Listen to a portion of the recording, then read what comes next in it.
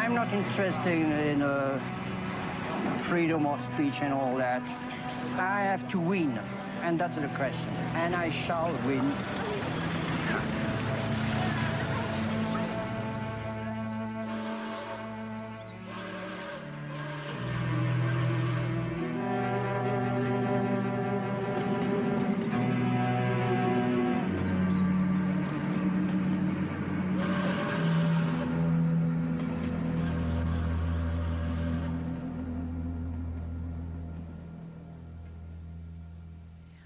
I'm just an ordinary mom who just thinks in terms of, I don't want to someday be holding my grandchildren and watching something horrible happen and feel like I didn't do anything.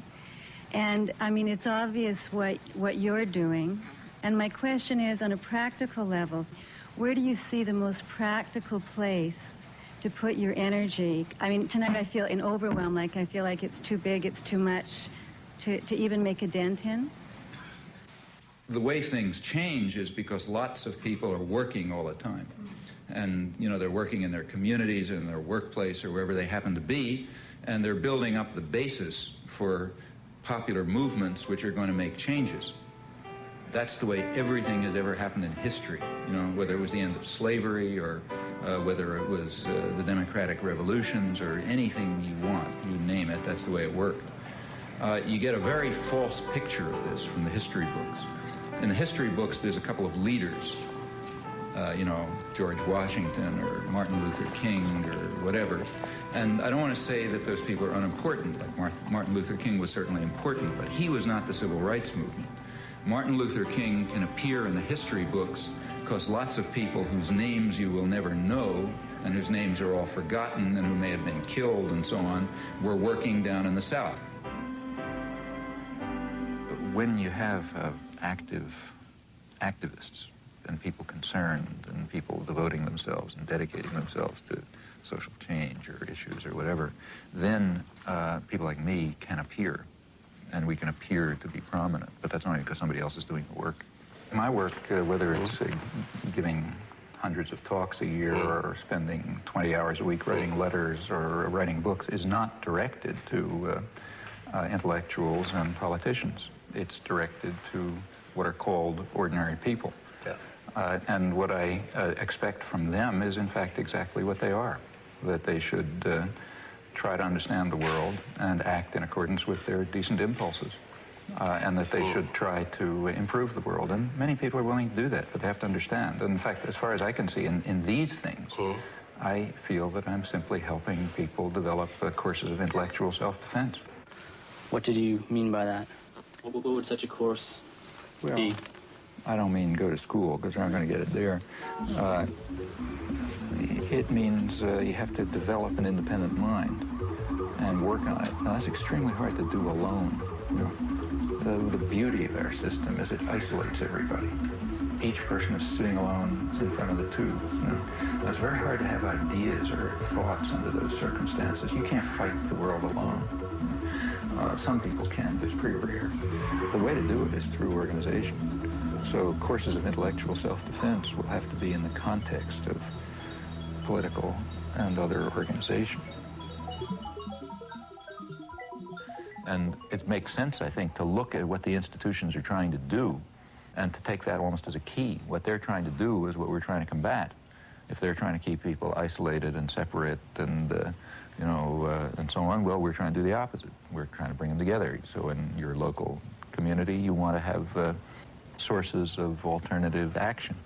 People with parallel concerns may be differently focused, but at the core, sort of similar values and a similar interest in helping people learn how to defend themselves against external power and taking control of their lives and, you know, reaching out your hand to people who need it. That's a common array of concerns. You can learn about your own values and you can figure out how to defend yourself and so on in conjunction with others. Are there one or two publications that I, as an average person, a biologist, can read to bypass this filter of our press? Now, if you ask what media can I turn to get the right answers, first of all, I wouldn't tell you that because I don't think there's an answer. The right answers are what you decide are the right answers.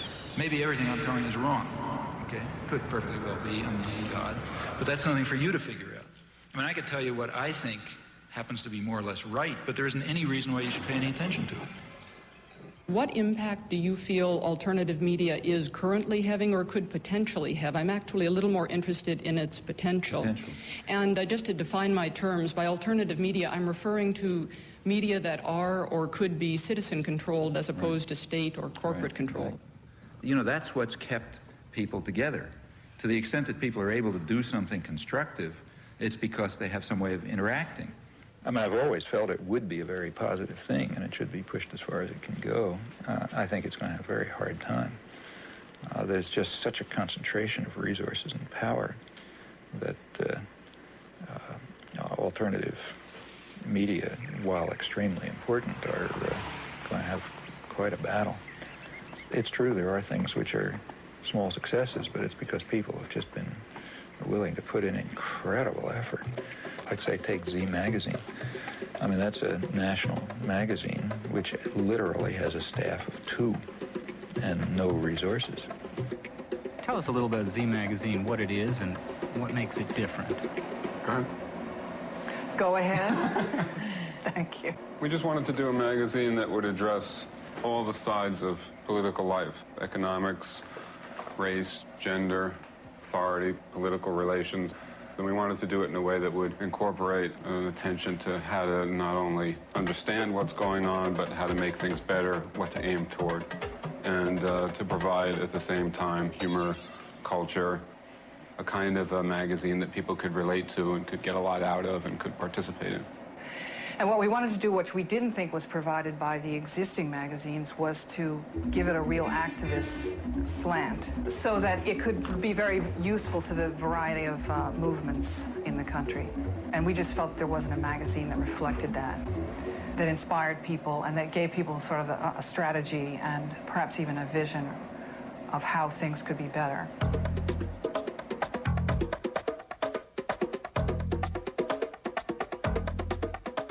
South End Press has sort of made it. That is, they're surviving. It's a small collective, again, with no resources, and they put out a lot of books, including quite a lot of good books. But for a South End book to get reviewed is almost impossible. Editorially and business-wise, we make decisions based on politics that no corporate publisher can really advocate because of their ties to corporate America. We can solicit manuscripts based on what we feel is the relevance for the movement, and we can make our business decisions based on whether we feel people can afford our books, whether we feel that a book might not make that much money, but it needs to be out there, and maybe there's 1,000 people who would buy it. And those are criteria that we feel are very precious in this day of corporate mergers. Well, and likewise, our structure about sharing work and continuing our training process as long as we're at the press. There are losses there in terms of productivity, but in terms of empowerment, all of us are then able to say, my perspective is different from yours, then all of our intelligence gets used in making those decisions, and not just whoever happens to have done it the longest, whoever happens to have graduated from the best schools in order to be the best editor, making all the decisions and only using his or her intelligence.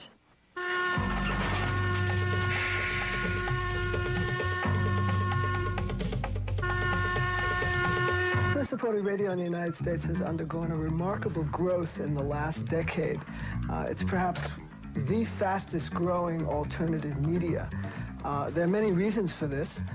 First and foremost is that it's enormously economical, and it reaches communities that have not been served by community radio before.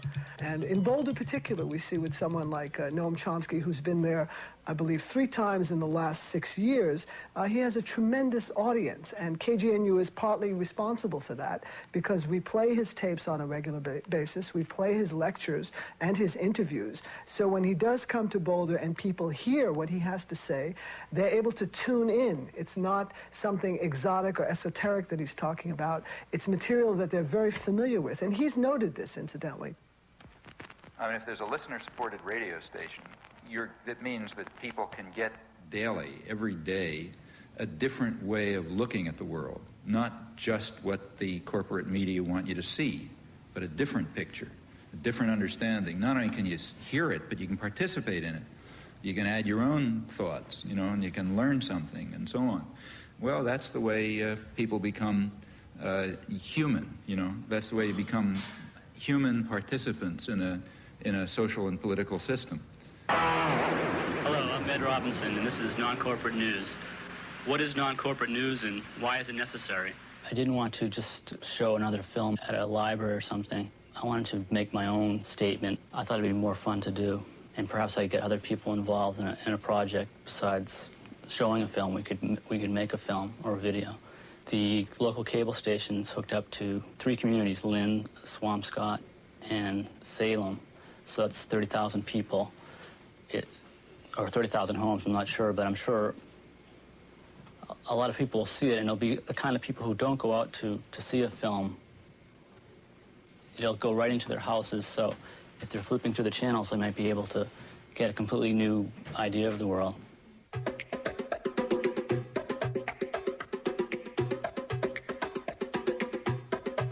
So there's kind of networks of cooperation developed, which, I mean, like here, for example, is a collection of stuff from a friend of mine in Los Angeles who does careful monitoring of the whole press in Los Angeles and a lot of the British press, which he reads, and does selection, so I don't have to read the movie reviews and the local gossip and all this kind of stuff, but I get the occasional nugget that sneaks through, and that you find if you're carefully and intelligently and critically reviewing a wide range of press. Well, there are a fair number of people who do this, and we exchange information.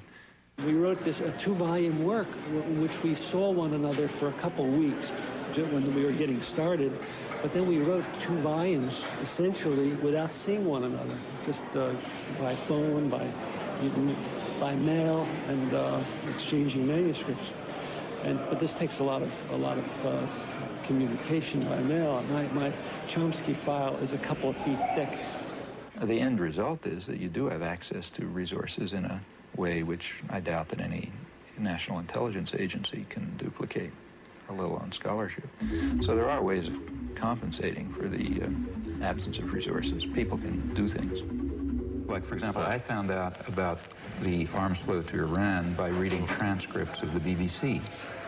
And by reading an interview somewhere with an Israeli ambassador in one city and reading something else in the Israeli press. Now, okay, the information is there, but it's there to a fanatic, you know, somebody who wants to spend a substantial part of their time and energy exploring it and comparing today's lies with yesterday's leaks and so on. That's a research job. And it's, you know, it just simply doesn't make any sense to ask the general population to dedicate themselves to this task on every issue.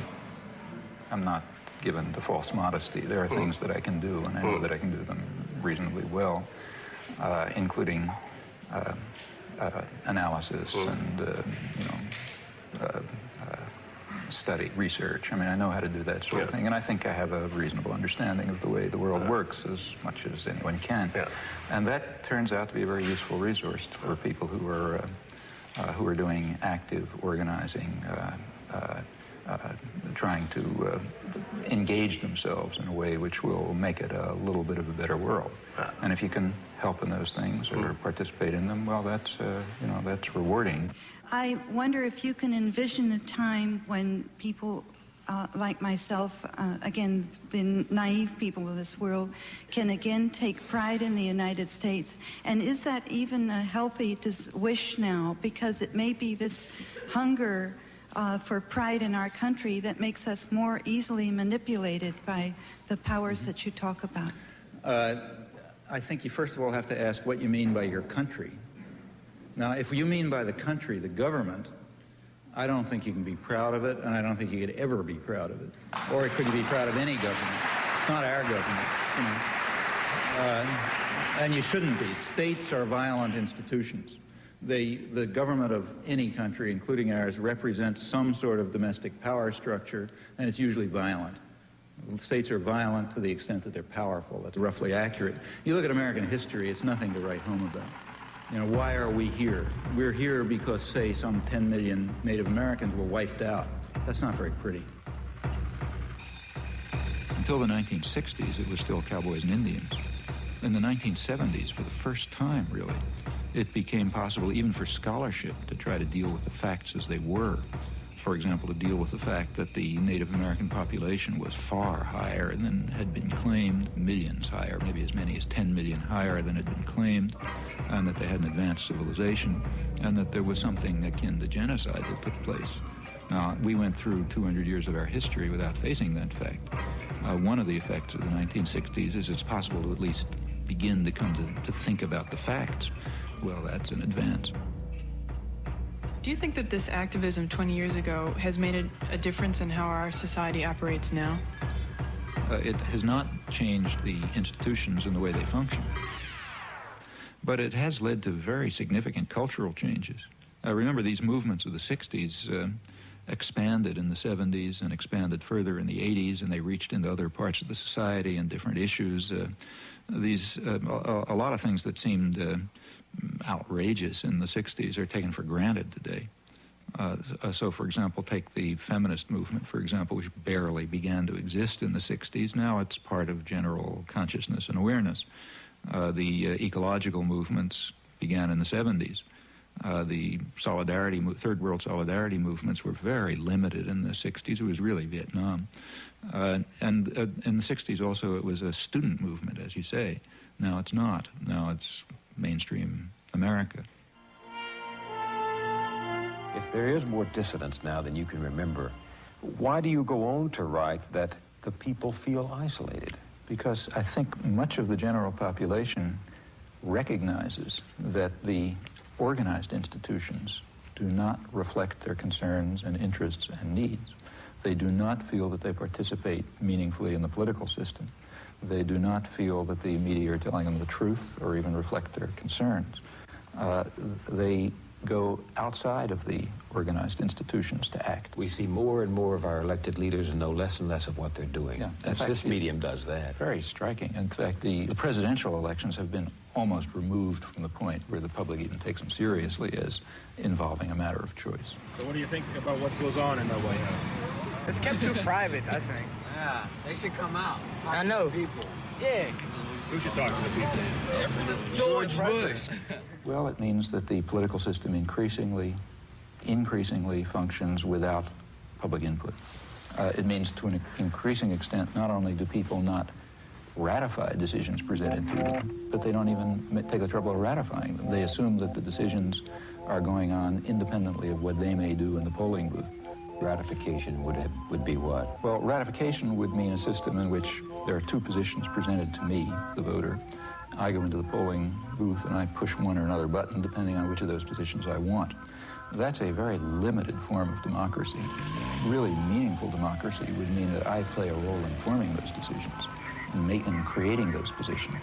And that would be real democracy. That's not We're right. very far from that. But we're even departing from the point where there is ratification. When you have stage-managed elections with the public relations industry determining what words come out of people's mouth, candidates decide what to say on the basis of tests that determine what the effect will be across the population. Somehow people don't see how profoundly contemptuous that is of democracy.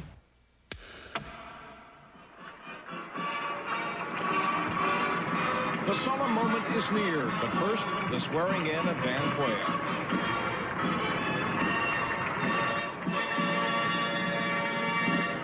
Please move to your seats. For the first time in this century, for the first time in perhaps all history, man does not have to invent a system by which to live. We don't have to talk late into the night about which form of government is better. We don't have to wrest justice from the king. We only have to summon it from within ourselves. This is a time when the future sees a door you can walk right through into a room called tomorrow. Great nations of the world are moving toward democracy through the door to freedom. Here comes the plane. Agitate for free expression and free thought. there American grownups made in America?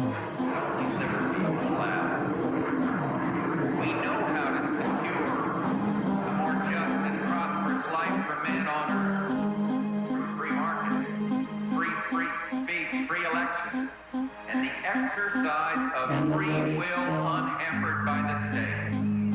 I've spoken at 1,000 points of light of all the community organizations that are spread like stars throughout the nation doing good. To the world, too, we offer new engagement and a renewed vow. We will stay strong to protect the peace. The offered hand is a reluctant fist. America is never wholly herself unless she is engaged in high moral principles. We as a people have such a purpose today. It is to make kinder the face of the nation and gentler the face of the world. Referring back to your earlier comment about escaping from or doing away with capitalism, I was wondering what scheme, workable scheme, you would put in its place. Me? Or well, what I would, yeah. What well, would you know, you suggest to others who might be in a position to set it up and get it going? Well, I mean, I think that what used to be called centuries ago wage slavery is intolerable. I mean, I don't think people ought to be forced to rent themselves in order to survive. I think that the economic institutions ought to be run democratically by their participants, by the communities in which they exist, and so on. And I think basically through various kinds of free association. Historically, have there been any sustained examples on any substantial scale of societies which approximated to the anarchist ideal? There are small societies, small in number, that have, I think, done so quite well, and there are a few examples of large-scale libertarian revolutions which were largely anarchist in their structure. As to the first, small societies extending over a long period, I myself think the most dramatic example is perhaps the Israeli kibbutzim, which for a long period, may or may not be true today, really were constructed on anarchist principles, that is, of direct worker control, integration of agriculture, industry, service, personal life on an egalitarian basis with direct and, in fact, quite active participation in self-management, and were, I should think, extraordinarily successful. A good example of a really large-scale anarchist revolution, or largely anarchist revolution, in fact, the best example, to my knowledge, is the Spanish Revolution in 1936. And, in fact, you can't tell what would have happened. That anarchist revolution was simply destroyed by force, but during the period in which it was alive, I think it was inspiring testimony to the ability of poor working people to organize, manage their affairs extremely successfully without coercion and control. How far does the success of libertarian socialism or anarchism as a way of life really depend on a fundamental change in the nature of man, both in his motivation, his altruism, and also in his knowledge and sophistication? I think it not only depends on it, but in fact, the whole purpose of libertarian socialism is that it will contribute to it.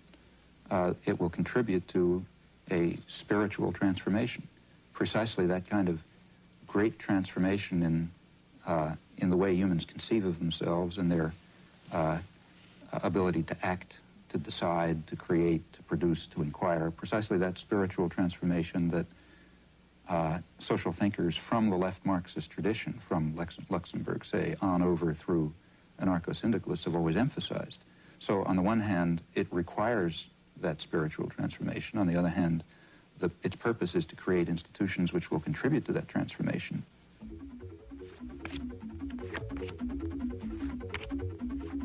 You've written that in looking at contributions of gifted thinkers, one must make sure to understand their contributions, but also to eliminate the errors in them.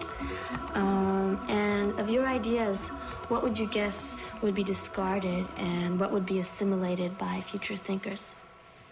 Well, I mean, I would assume virtually everything would be discarded. For example, in here we have to distinguish. I mean, the work that I do in my professional area, I mean, if I still believed what I believed 10 years ago, I'd assume the field is dead. So I assume that when next time you read a student's paper, you're going to see something that has to be changed, and you continue to make progress. In dealing with social and political issues, in my view, what is at all understood is pretty straightforward. I don't think that there may be deep and complicated things, but if so, they're not understood. The basic ways, to the extent that we understand society at all, it's pretty straightforward. And I don't think that those simple understandings are likely to undergo much change. The point is that you have to work. And that's why the propaganda system is so successful. Very few people are going to have the time or the energy or the commitment to carry out the constant battle that's required to get outside of, you know, McNeil there or Dan Rather or somebody like that. The easy thing to do, you know, you come home from work, you're tired, you had a busy day, you know, not going to spend the evening carrying out a research project. So you turn on the tube and say, it's probably right. You know? Or you look at the headlines in the paper and then you watch the sports or something. And that's basically the way the system of indoctrination works. Sure, the other stuff is there, but you're going to have to work to find it. Modern industrial civilization has developed within a certain system of convenient myths. The driving force of modern industrial civilization has been individual material gain, which is accepted as legitimate, even praiseworthy, on the grounds that private vices yield public benefits in the classic formulation. Now, it's long been understood very well that a society that is based on this principle will destroy itself in time. It can only persist with whatever suffering and injustice it entails, as long as it's possible to pretend that the destructive forces that humans create are limited, that the world is an infinite resource, and that the world is an infinite garbage can. At this stage of history, either one of two things is possible. Either the general population will take control of its own destiny and will concern itself with community interests, guided by values of solidarity and sympathy and concern for others, or alternatively, there will be no destiny for anyone to control. As long as some specialized class is in a position of authority, it is going to set policy in the special interests that it serves. But the conditions of survival, let alone justice, require rational social planning in the interests of the community as a whole, and by now that means the global community. The question is whether privileged elites should dominate mass communication and should use this power as they tell us they must, namely to impose necessary illusions, to manipulate and deceive the stupid majority and remove them from the public arena. The question in brief is whether democracy and freedom are values to be preserved or threats to be avoided. In this possibly terminal phase of human existence, democracy and freedom are more than values to be treasured.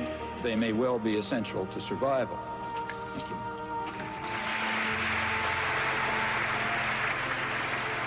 He's up there thinking for himself, and he's deciphering this tremendously overweighted body of information, which he puts into an order and gives you the feeling that you can do the same thing, that the whole thing is decipherable.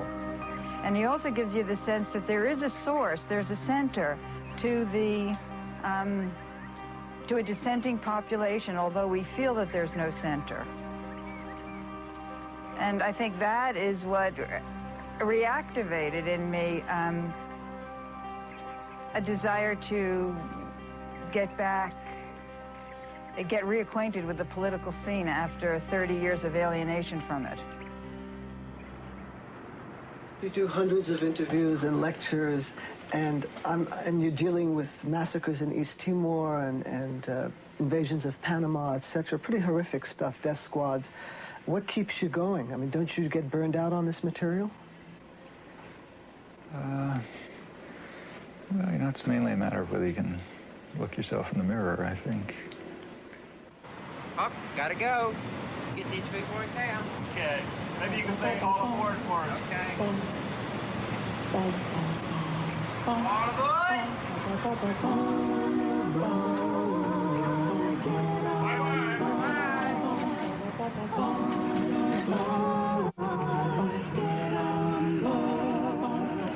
There's a train coming somewhere down the track.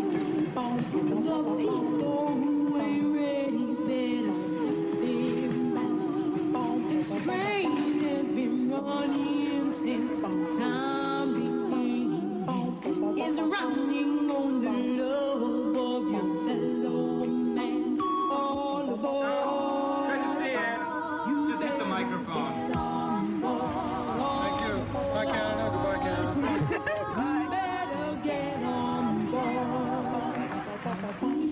I've gone past the hour that you agreed to. Can I give you the introduction? He's from Harvard. Oh, I heard that. Yeah. Oh, yes, that's true, yeah. We'll bleep it.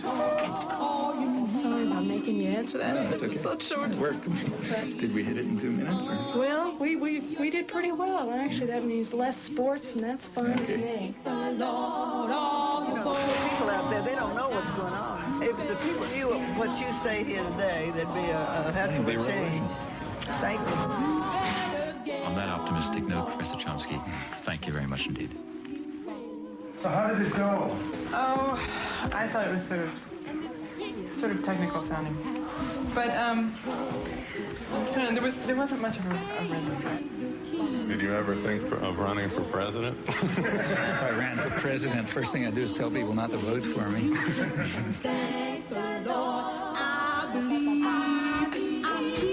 This guy's got to go home. He really does. Yeah. And people still believe that the Celtics lost to the world champion. Thanks.